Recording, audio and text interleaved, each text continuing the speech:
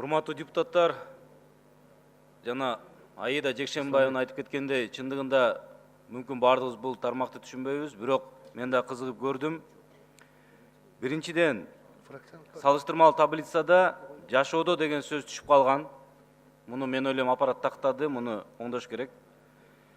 Экинчиден, эмне үчүн бул 2012 жылы бекилген тизме 300дөн ашык дары бар экен, карап чыктым. Эмне үчүн өзгөрбөй атат? Себеби ушул мыйзамдык норма жол бербей атат. Эгерде ушул мыйзам норманы азыр калыбына алып келсек, убагында түшүп калган абзацпы, редакцияны, ошондо мүмкүнчүлүк жаралат кайрадан жаңылоого.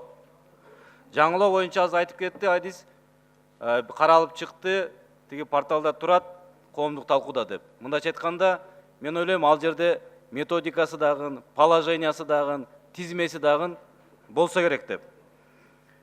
Ошондуктан андан кийин маанилүү маселе туура азыр оорунун түрү көбөйдү, салыштырмалуу дары да көбөйдү. Билип билбей баягы алып атат, ал эмнеге таасир берип атат? Ал калктын капчыгына, экономикасына түздөн түз таасирин берип атат. Ошондуктан мен салыштырмалуу айтып кеттим.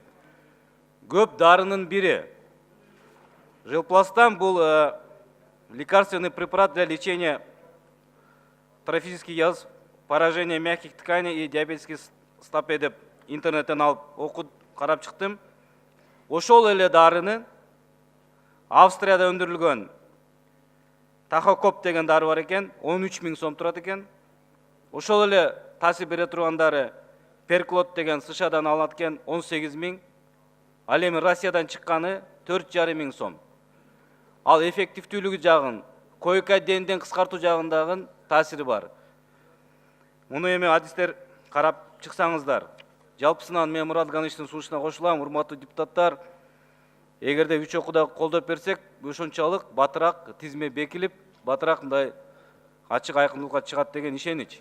Эми ал калганын өкмөт аныктайт, жол жобосун жана башкасын. Рахмат.